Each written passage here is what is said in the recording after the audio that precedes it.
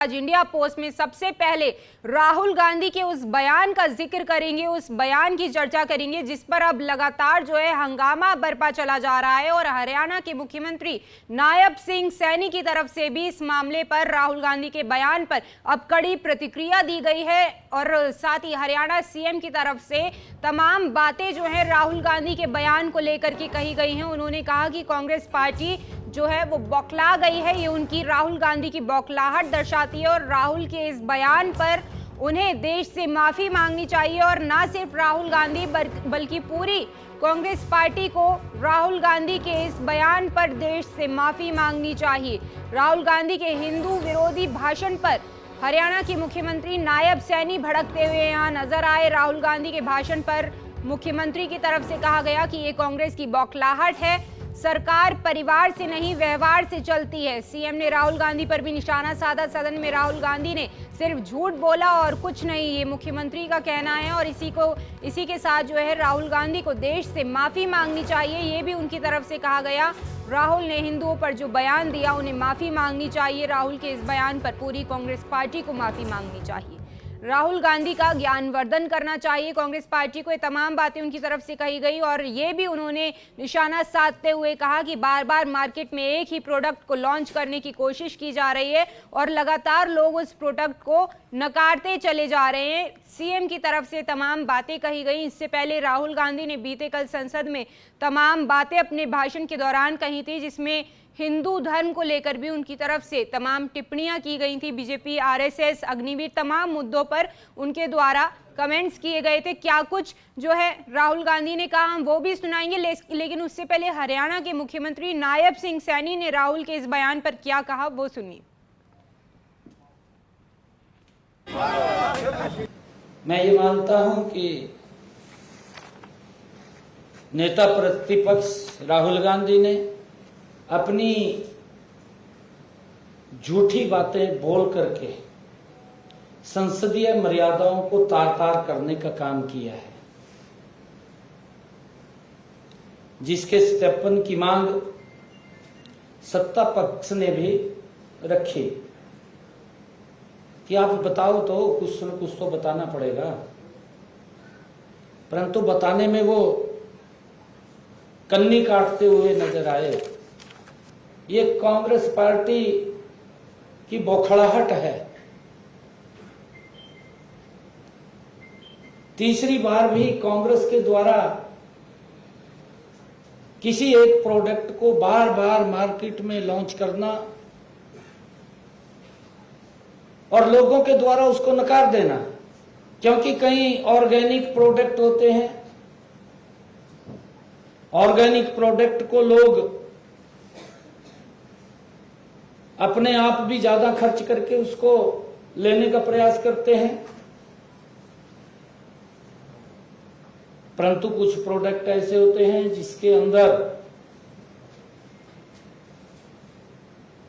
जो बहुत ज्यादा खाद का, दवाई का मिश्रण होता है, लोग उसको नहीं लेते हैं। और मुझे वो इसके अंदर दिखाई दे रहा है कि कांग्रेस द्वारा उसको बार बार लॉन्च करना और इन हरकतों से लोग देखते भी हैं, समझते भी हैं, उसको नकार देना, ये उसकी फ्रस्ट्रेशन है अंदर की। कांग्रेस और उसका गैंग राहुल गांधी को सही ठहराने के लिए लगा हुआ है। इनकी सोच देखिए। कांग्रेस के जो नेता हैं, कांग्रेस का पूरा गैंग, राहुल गांधी भी ठीक बोल रहा है, सही ठहराने पे लगा हुआ है। कई बहाने बनाएंगे कि, लेकिन सदन में राहुल गांधी ने स्पष्ट कहा है कि जो लोग अपने आप को हिंदू कहते हैं, 24 घंटे हिंसा हिंसा हिंसा, नफरत नफरत नफरत, असत्य असत्य असत्य, पूरे देश ने देखा है किस प्रकार से उन्होंने अपमानित करने का काम किया है। एक कांग्रेस के युवराज को अपने पूर्वजों का कार्यकाल ध्यान नहीं है। 1984 के दंगों में ये कांग्रेस पार्टी ने क्या हाल किया, सरेआम कत्लेआम किया।